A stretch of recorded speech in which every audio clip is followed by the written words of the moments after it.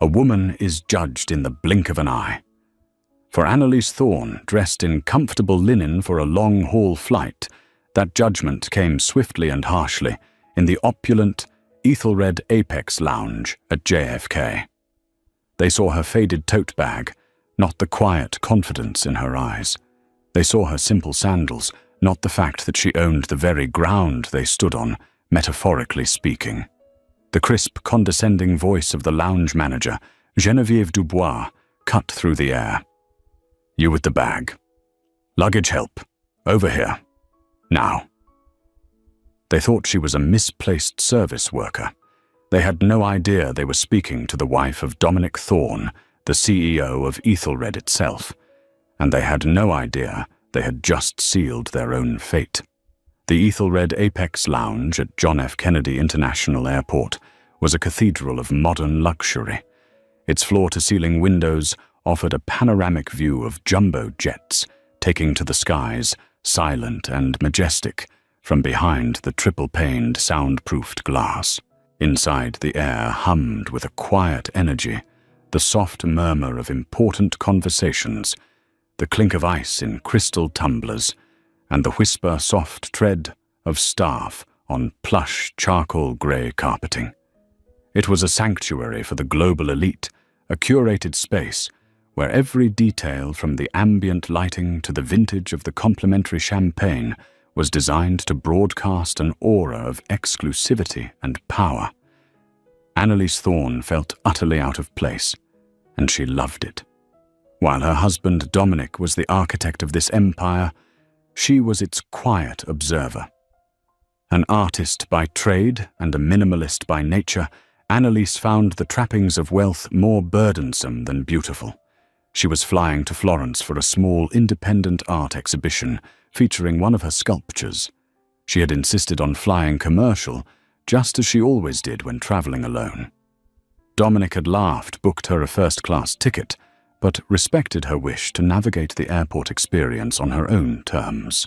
Her terms meant comfort over couture.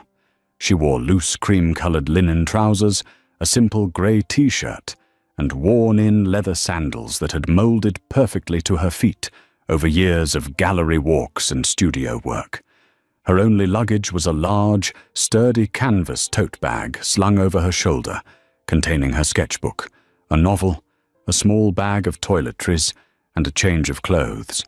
Her light brown hair was pulled back in a simple, slightly messy bun, and her face was free of makeup.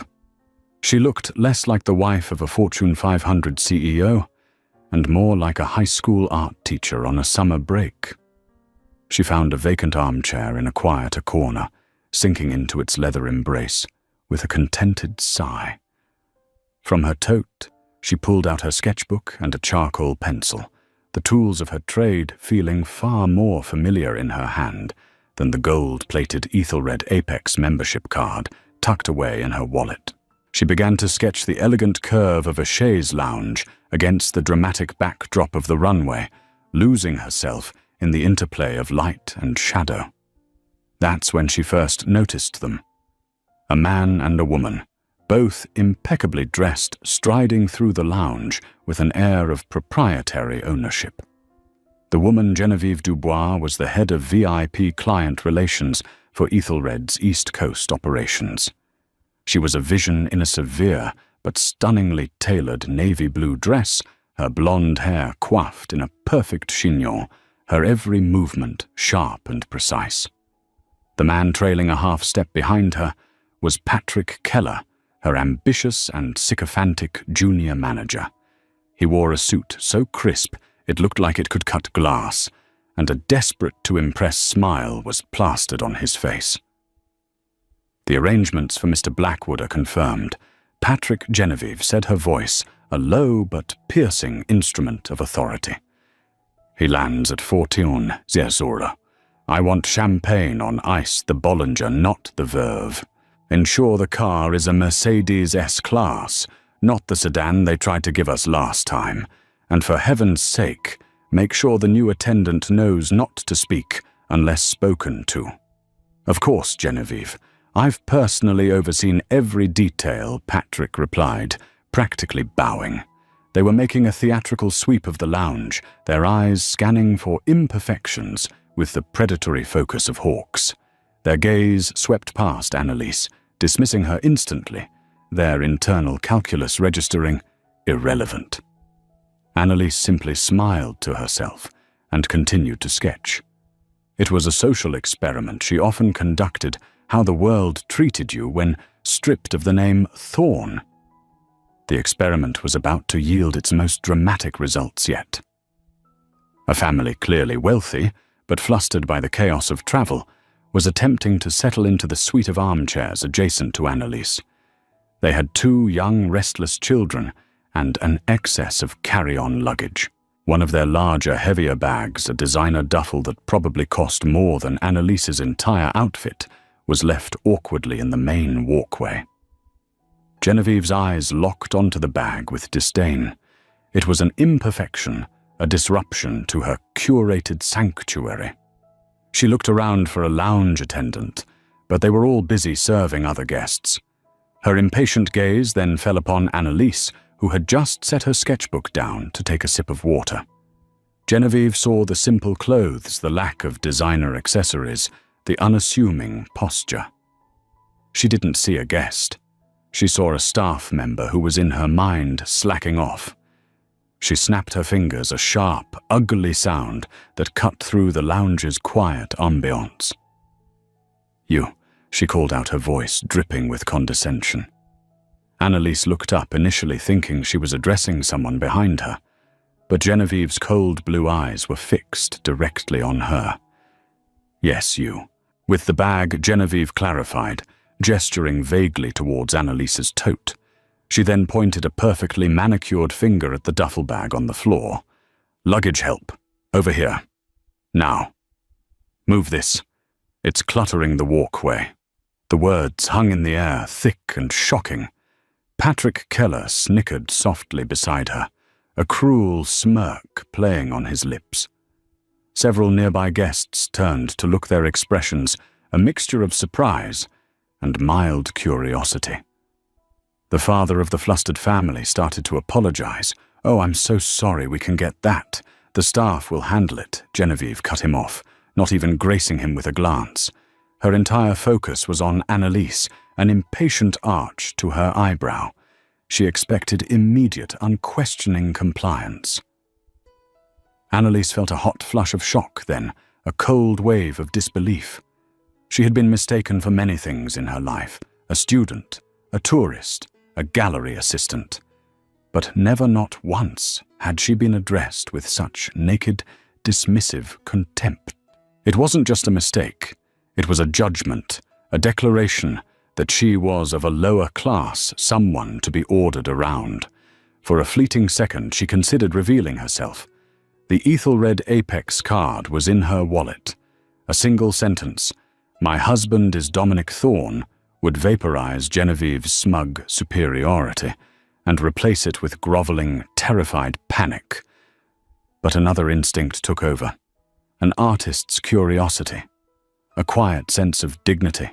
To react with anger would be to descend to Genevieve's level. What would happen if she just played along? She wanted to see this ugliness through to its conclusion. Slowly, deliberately, Annalise stood up. She walked over to the heavy duffel bag. She didn't look at Genevieve. She bent down her knees, protesting slightly, and gripped the leather handles.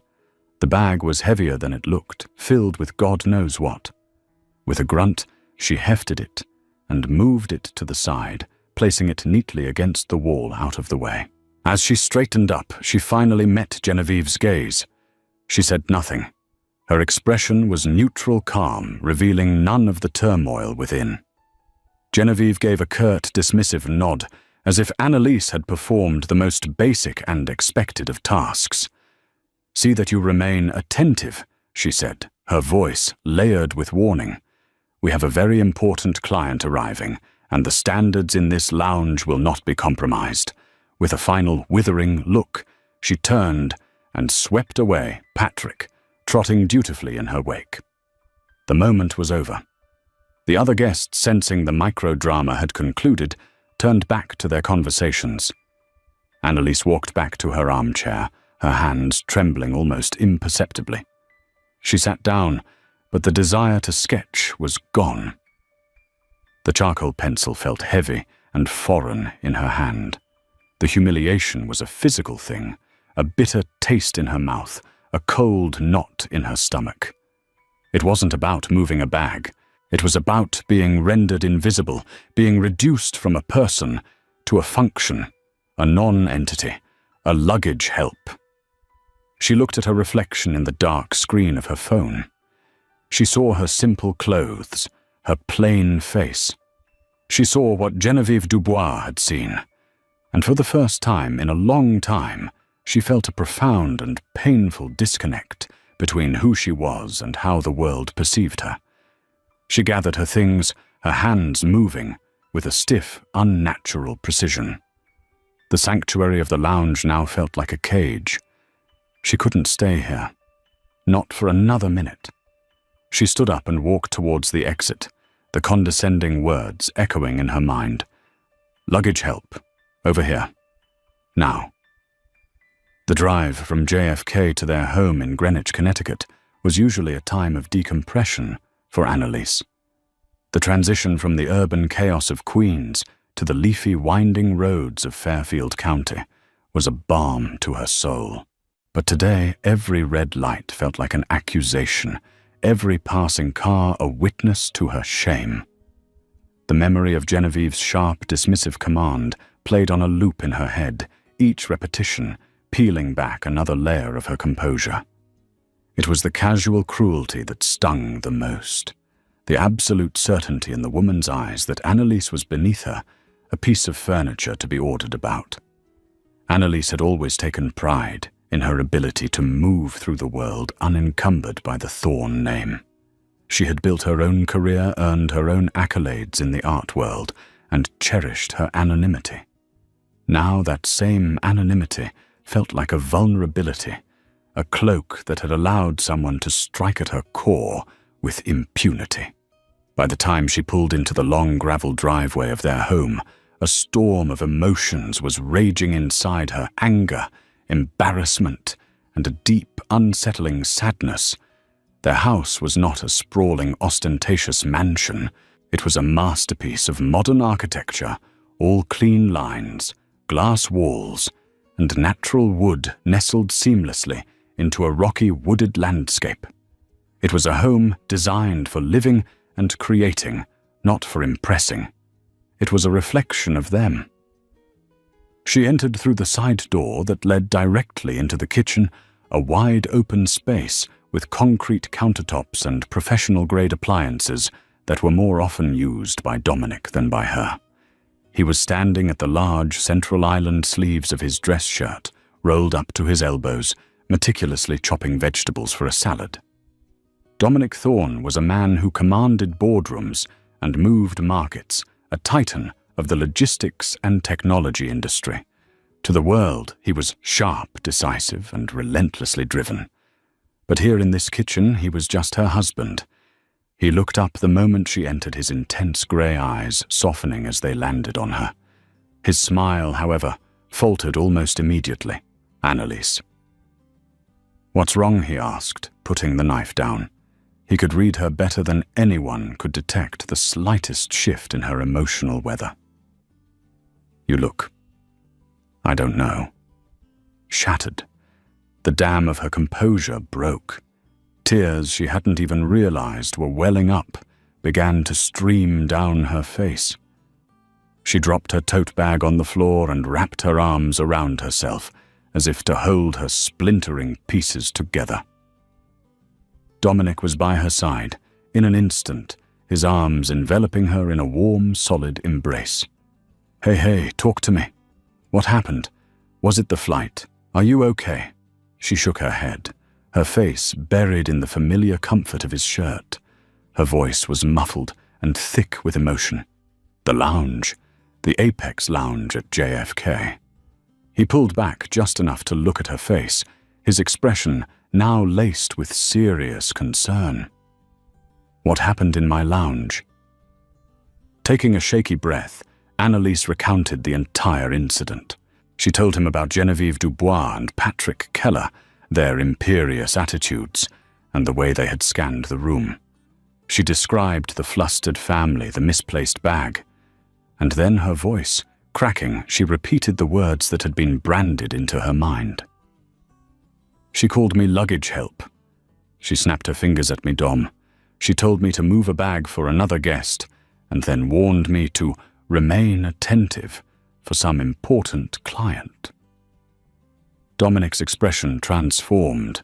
The warmth in his eyes evaporated, replaced by something cold and hard, like polished steel.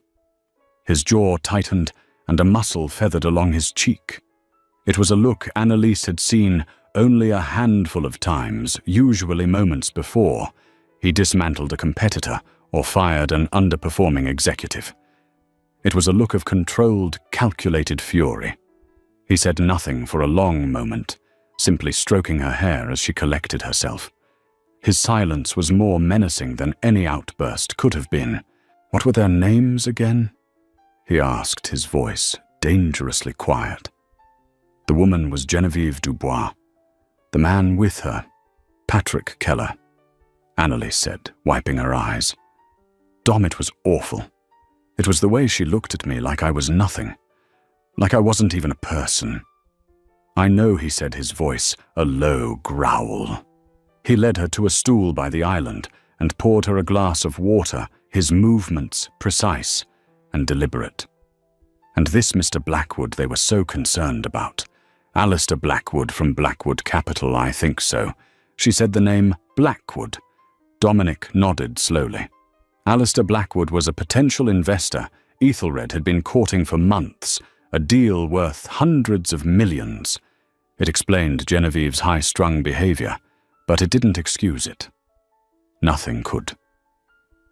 I'm so sorry this happened to you, Annalise, he said, his voice softening again as he looked at her, but the steel remained in his eyes. No one should be treated that way, least of all in a place that bears my company's name, and most of all you. What are you going to do? She asked a little nervously. Please don't make a huge scene. I don't want... A scene, he interrupted, gently. No. A scene is messy and loud. This requires something more methodical. Firing them would be easy. It would be over in 5 minutes. They'd be embarrassed, but they wouldn't learn anything. They wouldn't understand the depth of their mistake. He began to pace the length of the kitchen, his mind clearly working, assembling a plan. This isn't just about them insulting my wife, Annalise. That's the part that makes me want to tear down walls. But from a business perspective, this is a symptom of a much deeper disease. Arrogance. A culture of contempt. If they treat someone they think is a service worker that way, how do they treat our actual cleaners, our baggage handlers, our junior staff, the people this company is built on? He stopped and looked at her. They've created a rot in the heart of our hospitality division. A rot I didn't see. And for that, I'm responsible. So I'm not just going to fire them. I'm going to conduct a surgery. I'm going to expose the infection for everyone to see. They built their little kingdom on the idea of status and superiority. I'm going to use that very kingdom to bring them down, and they will never ever see it coming.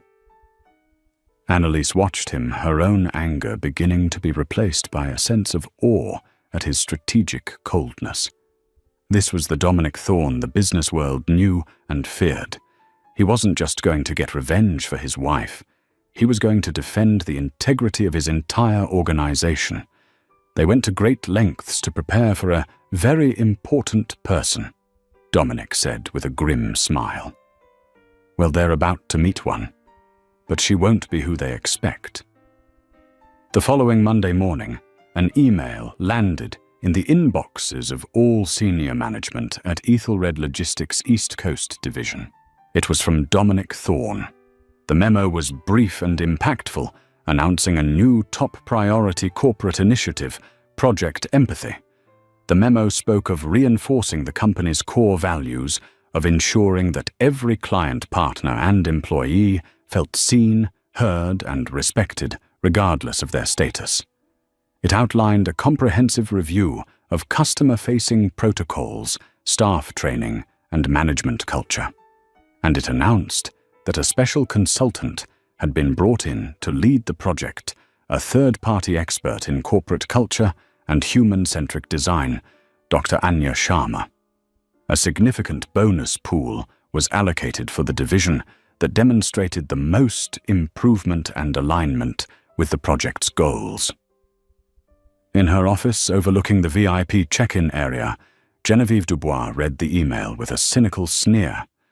Project Empathy, she scoffed, taking a sip of her perfectly brewed macchiato. More corporate fluff from on high.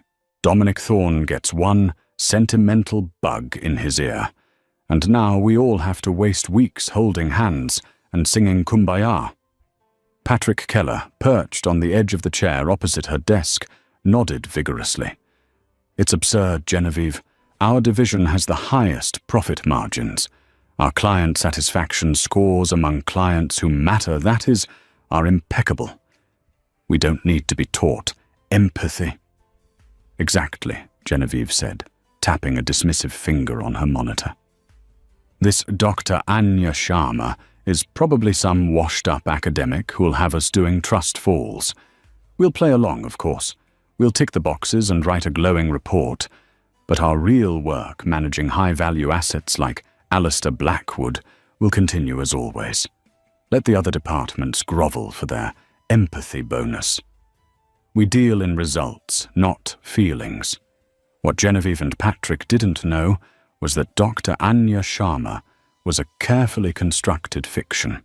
Anya was Annalise's middle name, and Sharma was her mother's maiden name.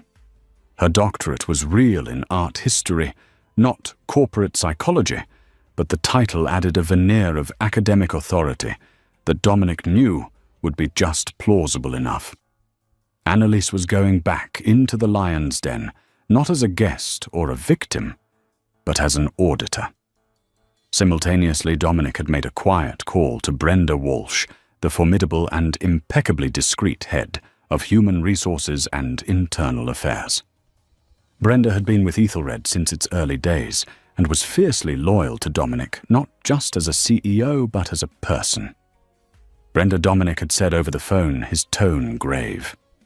I need a deep and completely off-the-books look into the VIP Client Relations Division at JFK, specifically Genevieve Dubois and Patrick Keller. Is there a specific complaint? Dom Brenda asked, her voice all business. There was an incident, Dominic said, carefully choosing not to reveal Annalise's involvement. To ensure the investigation was pure, Annalise had to remain an anonymous catalyst. A high-value associate of the company was treated very poorly in the Apex Lounge. They witnessed a culture of extreme arrogance from management that disturbed them greatly. They wished to remain anonymous, but the complaint was credible enough that I want to see what's under the rock. I'll start immediately, Brenda said, without hesitation. I'll begin with a standard financial audit of their divisional expenses. It's the easiest way in without raising suspicion. The trap was set. 2 prongs of attack, both invisible to their targets. The next day, Dr. Anya Sharma arrived at the Ethelred offices. Annalise had traded her linen travel clothes for a professional but understated look. Tailored black trousers, a simple silk blouse, low-heeled loafers, and a pair of chic non-prescription glasses to alter her appearance subtly. Her hair was down, styled professionally. She carried a leather satchel instead of her canvas tote. She looked the part, intelligent, observant, and unassuming. Her first meeting was with Genevieve and Patrick. They greeted her with a practiced, superficial warmth that didn't reach their eyes. Dr. Sharma, a pleasure, Genevieve said, shaking her hand with a grip that was firm but brief. We're very intrigued by Project Empathy. Please tell us how we can help you with your research. The goal is simply to observe and understand Annalise said, her voice calm and even. She had rehearsed this, channeling the dispassionate tone of a researcher. "I'd like to be a fly on the wall for a few weeks. Shadow your team, speak with your staff at all levels, and get a feel for the day-to-day culture." Patrick chimed in. "Our team is an open book. You'll find we operate with the utmost professionalism. Our standards are frankly the highest in the industry." "I look forward to seeing that firsthand," Annalise replied with a small, unreadable smile. For the next 2 weeks, Annalise became a quiet presence in the VIP division. She sat in on team meetings, where Genevieve dominated the conversation and publicly belittled a junior attendant for using the wrong brand of mineral water. She shadowed Patrick as he berated a valet for being 30 seconds late with a client's car. They were so convinced of their own superiority and so dismissive of her fluffy project that they made no effort to hide their true natures. They saw her not as a threat, but as a tedious corporate hurdle to be politely ignored. Annalise spoke with everyone: the caterers, the cleaners, the check-in staff, the drivers. At first, they were hesitant, fearful of retribution from Genevieve, but Annalise's gentle demeanor and genuine interest slowly earned their trust. She didn't ask leading questions. She just listened. She heard stories of junior staff being brought to tears by Genevieve's verbal tirades. She learned that Patrick had a habit of losing the paperwork for overtime pay for the cleaning crew. A young attendant told, her voice trembling, how Genevieve had threatened to have her fired for offering a blanket to a shivering elderly passenger in first class because it messed up the aesthetic of the cabin.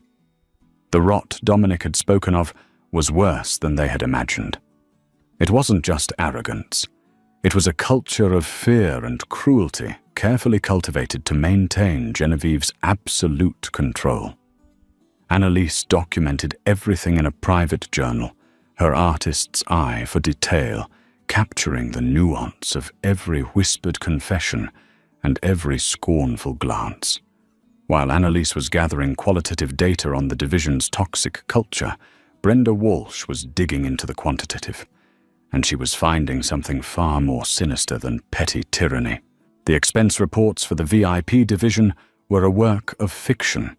There were charges for client gifts from boutique stores that had closed years ago, invoices for catered dinners at Michelin-starred restaurants on nights when the clients in question were on different continents. And most alarmingly, there was a consistent and massively inflated billing pattern from a specific third-party vendor, a high-end car service called Prestige Automotive. Brenda did some digging. Prestige Automotive was a small, barely solvent company until 2 years ago, right when Genevieve Dubois was promoted to her current role. Now it was Ethelred's sole exclusive provider for VIP transport on the East Coast, billing them for millions of dollars a year at rates nearly double the industry standard. Brenda presented her initial findings to Dominic in his private study. "The paper trail is almost too clean, Dom," she said, pointing to a spreadsheet. "The invoices are perfect. The approvals are all signed by Genevieve with Patrick as a secondary. But the numbers don't lie. They're bleeding the company dry. I think it's a kickback scheme." Dominic looked at the data, his face grim. "They're not just arrogant. They're thieves. It gets worse," Brenda said, handing him another file. "I ran a check on the owner of Prestige Automotive, a man named Martin Finch. I couldn't find much until I cross-referenced him with Genevieve Dubois' personal records. Martin Finch is her brother-in-law." The pieces clicked into place with sickening clarity. The cruelty Annalise had experienced wasn't just a character flaw. It was the byproduct of an unassailable arrogance, the kind that grows in people who believe they are untouchable, who believe they have gotten away with something big. Their contempt for a woman in simple clothes was a reflection of their contempt for the entire system they were defrauding. They weren't just mistreating the staff. They were stealing from them, from the company, from Dominic himself. The trap was no longer just about teaching a lesson in humility. It had become a criminal investigation, and the final act was about to begin. The deeper Annalise and Brenda dug, the more tangled the web of deceit became. The kickback scheme with Prestige Automotive was the main artery of the fraud, but it had countless smaller veins. Annalise, in her role as the unassuming Dr. Sharma, began to notice patterns that a purely financial audit might miss. During a casual chat in the staff break room, a young, nervous concierge named Ben let something slip. He was lamenting the difficulty of procuring specific rare items for high-profile guests. It used to be easier. Ben sighed, stirring his coffee. We had a list of approved local vendors. But for the last year or so, Ms. Dubois insists we source everything, flowers, vintage wines, even specific types of Belgian chocolates, through one single supplier, Elan Imports. Annalise, feigning academic curiosity, made a note. Elan Imports. Are they particularly reliable? Ben shrugged, lowering his voice. They're reliable at overcharging, that's for sure. The invoices are astronomical, and half the time the quality isn't even that good. Last month we ordered a case of 1982 Mouton Rothschild for Mr. Blackwood's pre-arrival suite, and what we got was... well, it wasn't that. Patrick told me to just sign for it and not ask questions. Annalise felt a chill. They weren't just billing for phantom services. They were actively substituting high-end goods with cheaper counterfeits and pocketing the difference. They were defrauding the company and cheating its most valuable clients. The incident with the wine for Alistair Blackwood was particularly galling. It was the very client Genevieve had used as a pretext for her tyrannical behavior. That evening, Annalise presented her findings to Dominic. They're running a full-blown counterfeit operation from inside the VIP lounge. Dom, she said, pacing his study. They're leveraging the Ethelred name and budget to fund their own black market. The arrogance I saw, it comes from a place of deep-seated corruption. They think they're untouchable. Dominic listened, his expression a mask of cold fury. Brenda found the connection between Prestige Automotive and Genevieve's brother-in-law, this Elan Imports. I'll have her team run a check on it first thing in the morning. As predicted, Brenda's investigation revealed that Elan Imports was a shell corporation registered to an address that turned out to be a P.O. box. The sole director listed on the paperwork was one Patricia Keller, Patrick Keller's mother. The two managers had not only built a system of kickbacks, but had also involved their own families in the criminal enterprise. The twist, however, went even deeper. While investigating the finances of Elan Imports, Brenda's forensic accounting team stumbled upon a recurring payment, a monthly transfer of a significant sum to a numbered account in the Cayman Islands. This was beyond simple kickbacks. This was professional money laundering. But where was that money going? The breakthrough came from an unexpected source. Annalise, continuing her empathy interviews, sat down with a quiet IT technician who had been with the company for a decade. He was responsible for maintaining the secure networks within the Apex Lounge. Initially reluctant to speak, he eventually opened up to Annalise's gentle, non-judgmental questioning. There's something that's bothered me for a while, the technician, a man named George, admitted. Ms. Dubois and Mr. Keller often request network privacy maintenance in the main VIP conference suite, usually late at night. They insist on being the only ones present. They say it's for sensitive client calls, but the security protocols they ask me to disable are excessive. It's almost like they don't want any internal digital record of their meetings. Annalise's heart quickened. What kind of protocols? The internal firewall that monitors data packets leaving our network. They have me bypass it for the duration of their meetings. I've logged my concerns in the IT reports, but they're always dismissed by Patrick as overzealous security. This was the missing piece. This was the final devastating twist. They weren't just stealing money, they were stealing data. Dominic immediately tasked Ethelred's elite cybersecurity team with a clandestine deep dive. Working overnight, they analyzed historical data flows from the times George had noted. What they found was horrifying. During those late-night sessions, large encrypted data packets were being transferred from the Ethelred servers to an external IP address. An IP address the security team traced back to Ethelred's biggest competitor, Meridian Global Logistics. The full picture slammed into focus with the force of a physical blow. The fraud, the kickbacks, the counterfeit goods, they were all just a smokescreen, a way to fund and facilitate the real crime. Genevieve and Patrick were corporate spies. They were selling sensitive Ethelred data client lists, shipping routes, pricing strategies, and upcoming bids for major contracts. The money in the Cayman Islands wasn't just kickbacks, it was payment for corporate espionage. The Alistair Blackwood deal, the one Genevieve was so obsessed with, suddenly made perfect sense.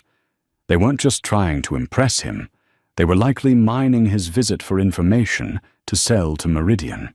Her contemptuous treatment of Annalise wasn't just classism. It was the panicked lashing out of a traitor, terrified that any imperfection, any loose thread could lead to the unraveling of her entire criminal conspiracy. She wasn't just protecting her job, she was protecting her multi-million-dollar treason.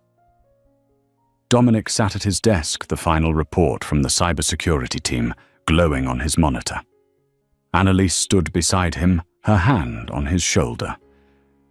The initial sting of her personal humiliation had been supplanted by a profound sense of shock and betrayal. "They've been selling this company out from the inside," Dominic said, his voice barely a whisper, yet carrying the weight of utter condemnation. "Every contract we've lost to Meridian in the last 2 years, every surprisingly competitive bid they've made, it was them. They've been arming our enemy." He looked at Annalise, his eyes filled with a grim resolution. "The meeting is tomorrow. Alistair Blackwood will be there. Brenda will be there. And you will be there." "As Dr. Sharma?" Annalise asked. "You'll start as Dr. Sharma," Dominic replied, a dark fire in his eyes. "But you will end it as Annalise Thorne. They built their empire on lies and deceit, by judging people by their cover. It's only fitting that their downfall comes from the person they so colossally misjudged." The main boardroom on the 50th floor of Ethelred Tower was a space designed to project power. A single massive slab of polished mahogany served as the table surrounded by 20 leather chairs. One entire wall was a sheet of glass, offering a breathtaking, godlike view of the Manhattan skyline. It was here that fates were decided and fortunes were made or lost. Genevieve Dubois and Patrick Keller entered the room with an air of supreme confidence.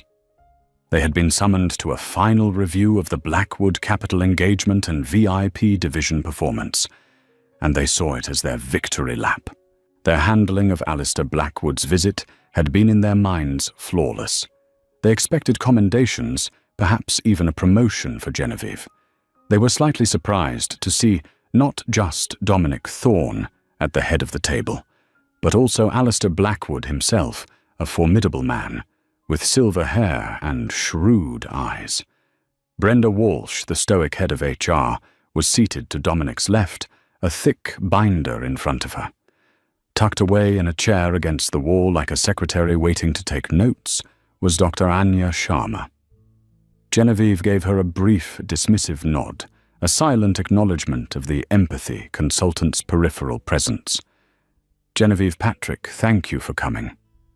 Dominic began his tone, neutral, almost pleasant. "Alistair, thank you for joining us.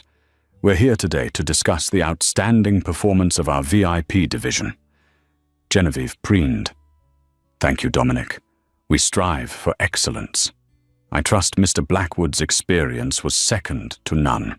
It was certainly memorable. Alistair Blackwood said, his voice a low baritone that held an ambiguous edge. "Indeed," Dominic continued smoothly. "Your division's profitability is remarkable, almost unbelievably so, which brings me to my first point. Dr. Sharma, you've been embedded in the division for several weeks now, as part of Project Empathy. Perhaps you could share some of your initial cultural findings." All eyes turned to Annalise. Genevieve's expression soured, slightly annoyed by this detour into corporate fluff. Annalise stood up, her leather satchel in hand. She walked calmly to the front of the room. She was no longer the humbled woman from the lounge, nor the meek researcher. There was a new authority in her stance. "Thank you, Dominic." She began, her voice clear and steady, filling the large room. "My findings indicate a culture that is indeed highly results-driven. However, this focus on results has created an environment of profound toxicity. It's a culture built on fear, intimidation, and a complete disregard for the company's foundational values of respect and integrity." She recounted without emotion the stories she had heard from the junior staff, the verbal abuse, the threats, the suppressed overtime.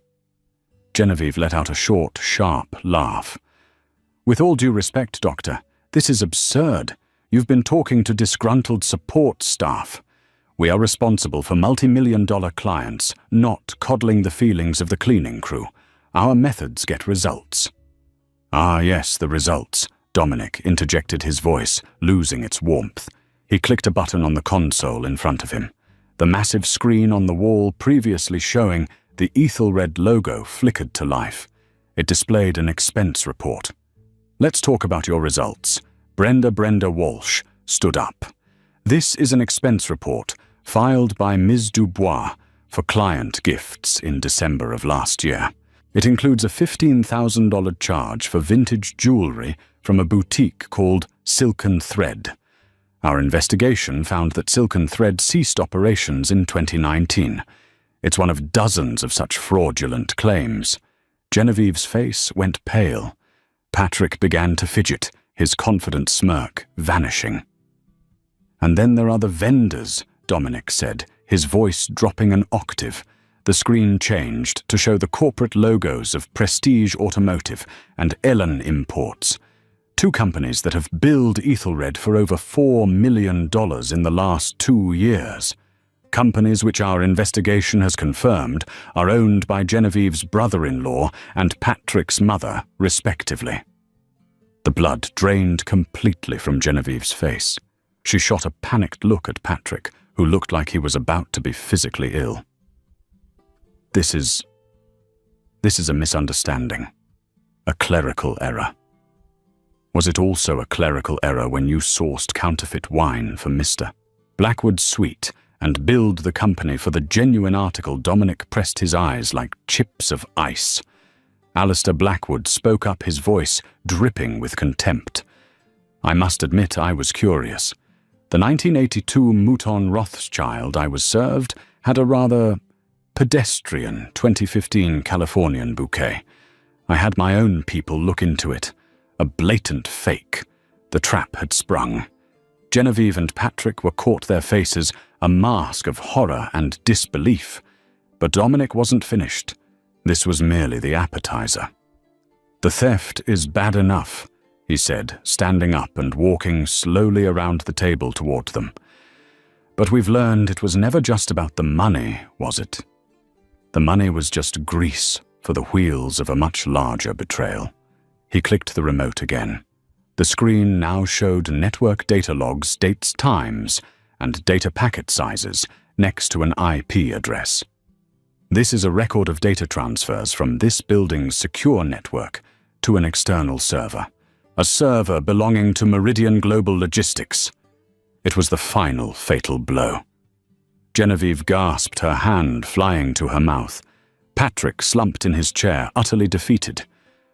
"Corporate espionage," selling our client data, our strategies, our future to our biggest rival.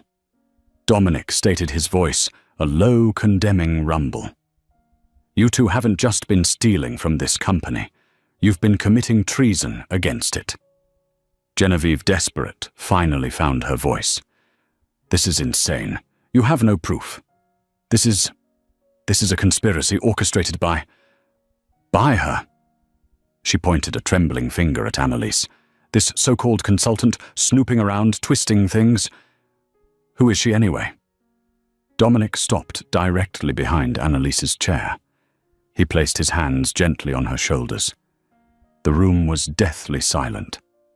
That's an excellent question, Genevieve. It gets to the very heart of the matter, doesn't it? About who people are and why we should treat them with respect. Your entire fraudulent empire was nearly exposed weeks ago because of one small moment of casual cruelty. A moment that triggered this entire investigation. He looked directly into Genevieve's terrified eyes. You see, you were so busy preparing for your very important person that you failed to recognize one standing right in front of you. You ordered her to move a piece of luggage. You called her luggage help. He paused, letting the weight of his words sink in. Genevieve Patrick, I'd like to formally introduce you to Dr. Annalise Thorne. He gave Annalise's shoulder a gentle squeeze. My wife. The reveal hit the room like a physical shockwave. Alistair Blackwood's eyebrows shot up in understanding. Brenda Walsh remained impassive, but there was a flicker of grim satisfaction in her eyes. For Genevieve and Patrick, it was a moment of pure, undiluted horror. Their minds frantically rewound to that day in the lounge. The woman in the simple clothes, the dismissive snap of the fingers, the condescending words. It all came crashing down on them. The catastrophic, career-ending, life-altering magnitude of their mistake. They hadn't just insulted a random traveler. They had humiliated the queen of the kingdom they were plundering. Patrick made a small, choking sound. Genevieve simply stared, her face a frozen mask of absolute ruin, as the woman she had called luggage help looked back at her, not with anger, but with a quiet, devastating pity. The silence that followed Dominic's revelation was absolute. It was the heavy, vacuum-like silence of a world collapsing. Genevieve Dubois stood frozen, the color of old parchment, her mind unable to process the chasm that had just opened beneath her feet. Patrick Keller had shrunk into his expensive suit, which now looked like a costume on a terrified child. Dominic's voice, when he spoke again, was devoid of all emotion. It was the voice of a judge passing an irrevocable sentence: security. As if on cue, the boardroom doors opened, and two broad-shouldered security guards entered the room. They were professional, impassive, and their presence instantly shifted the atmosphere from a corporate confrontation to a criminal proceeding. Ms. Dubois, Mr. Keller, your employment with Ethelred Logistics is terminated effective immediately for gross misconduct, fraud, and corporate espionage, Dominic stated formally. You will be escorted from the premises. Your personal effects will be packed and sent to you. You are not to touch your computers or phones. You are not to speak to any Ethelred employee. Is that understood? Genevieve finally snapped out of her stupor, a hysterical, desperate energy filling her. Dominic, Mr. Thorne, please, it was a mistake, a terrible lapse in judgment. I can fix this. I can fix this. Dominic's voice was laced with disbelief. You sold confidential company data to our direct competitor. You systematically defrauded this company for millions of dollars. And you fostered a culture so toxic it rotted my organization from the inside out. There is no fixing this. Your careers in this industry are over. One of the guards stepped toward Genevieve. She flinched back. You can't do this. It's already done, Dominic said coldly. Brenda, please coordinate with our legal department. I want a full civil suit filed by the end of the day to reclaim every single dollar that was stolen. And I want the complete file of your investigation, the fraud, the shell corporations, the data theft turned over to the district attorney's office. We will be pursuing criminal charges to the fullest extent of the law. The mention of criminal charges caused Patrick to let out a whimpering sob. The reality of prison, of a future utterly destroyed, was now crashing down upon him. He began to babble. It was her idea, all of it. She made me. I just did what I was told. Genevieve shot him a look of pure venom, her desperation curdling into rage. "You pathetic little worm!" "Enough," Dominic commanded. The guards moved in, gently but firmly, taking each of them by the arm. As they were led towards the door, Genevieve's eyes, wild and pleading, found Annalise. "Please," she whispered the single word, a universe of regret. "I'm sorry. I had no idea." Annalise met her gaze, her expression one of sorrow, not triumph. "That was the entire problem, Genevieve," she said softly. "You had no idea. And you didn't care to." The guards escorted them out their walk of shame, past the glass-walled offices of their former colleagues. The news would spread through the tower like wildfire, a shocking cautionary tale. The karma that followed was swift and brutal, a real-life cascade of consequences. The civil suit from Ethelred drained them of every illicitly gained asset. The home Genevieve had bought with the kickback money, the luxury car Patrick leased, the designer clothes, it was all seized and liquidated. Their families implicated in the shell corporations were also dragged into the legal morass, facing their own financial ruin and public shame. The district attorney's office, armed with Brenda's meticulously documented evidence, brought a powerful case against them. Faced with overwhelming proof of wire fraud conspiracy and violations of the Economic Espionage Act, they both took plea deals to avoid longer sentences. Genevieve Dubois, the queen of the VIP lounge, was sentenced to 4 years in federal prison. Patrick Keller, due to his cooperation, received 18 months. Their professional reputations were not just tarnished, they were obliterated.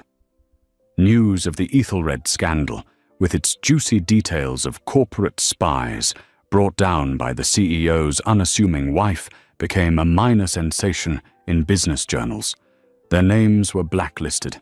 No legitimate company would ever touch them again. Months later, a broken Patrick Keller, out on bail awaiting his sentence, was spotted working as a dispatcher for a local, low-budget taxi service. The irony lost on no one. Genevieve's brother-in-law, Martin Finch, saw his prestige automotive business collapse into bankruptcy, and he faced his own set of fraud charges. For Alistair Blackwood, the entire episode was a stunning revelation. After the disgraced pair had been removed from the boardroom, he had turned to Dominic. "That was the most incredible and terrifying board meeting I have ever attended," he said, shaking his head in disbelief. He then looked at Annalise with newfound respect.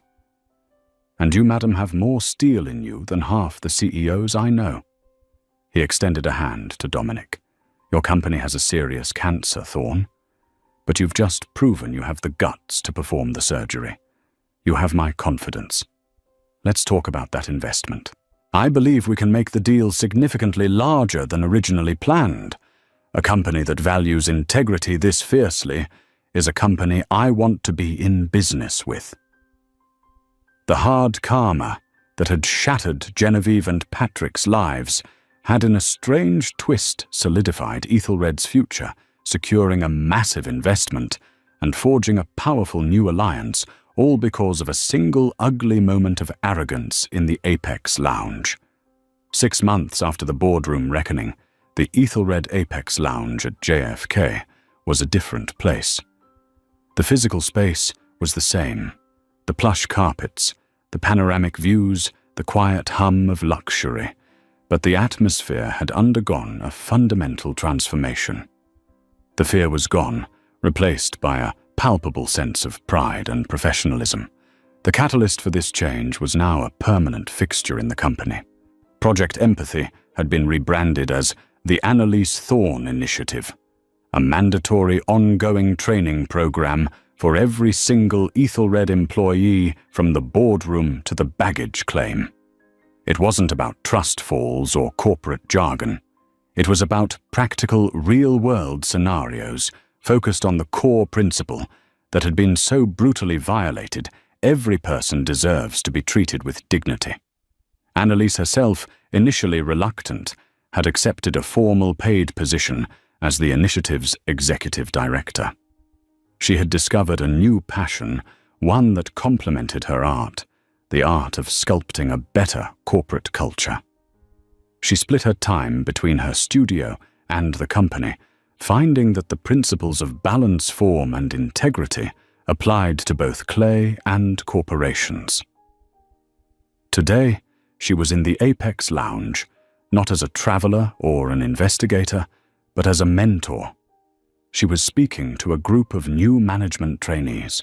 She wore her usual comfortable, stylishly simple clothes, but now everyone knew exactly who she was. And so the most valuable asset this company has isn't our fleet of aircraft or our proprietary software. She was saying, her voice warm and engaging.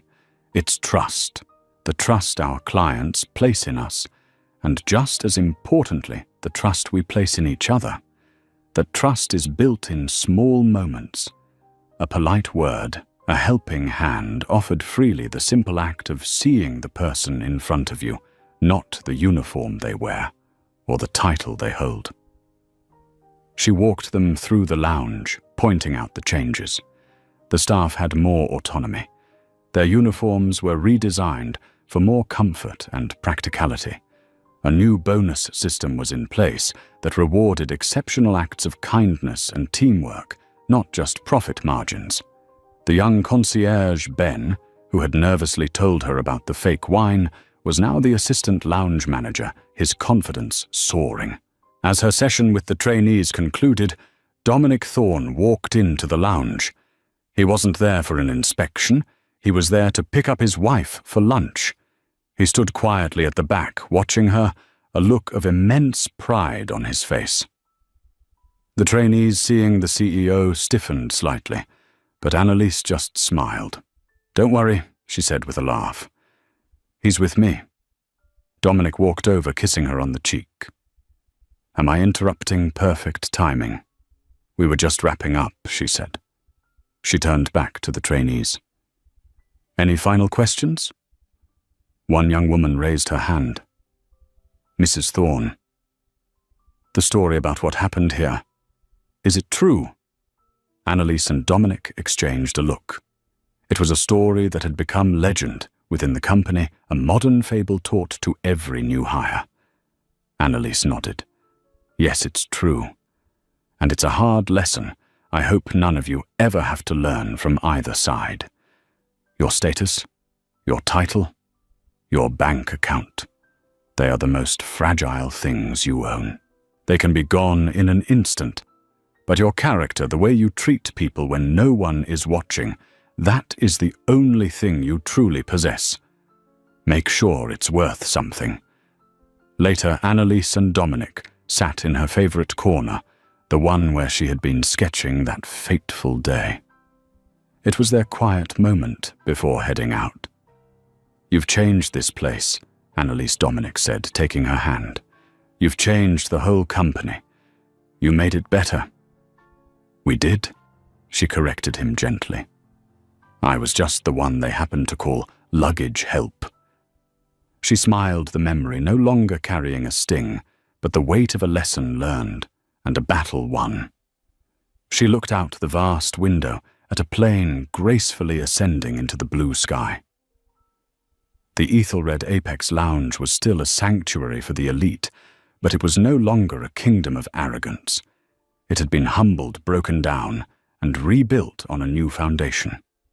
A foundation of respect, and it was stronger than ever. There you have it.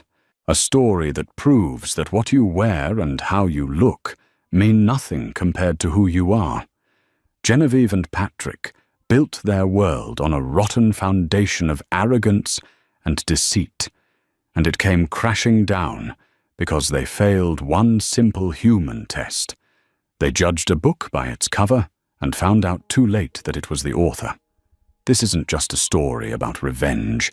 It's about the inescapable nature of karma and the profound truth that integrity is the ultimate power. True strength doesn't come from a title or a designer suit, but from how you treat the person you think has nothing to offer you. If you love seeing arrogance get its overdue comeuppance, and believe that kindness and respect should always win the day, then show your support. Hit that like button, share this video with someone who needs to hear it, and make sure you subscribe to the channel and turn on notifications. We have many more stories of hard karma and real-life justice coming your way, and you won't want to miss a single one. Thank you for listening.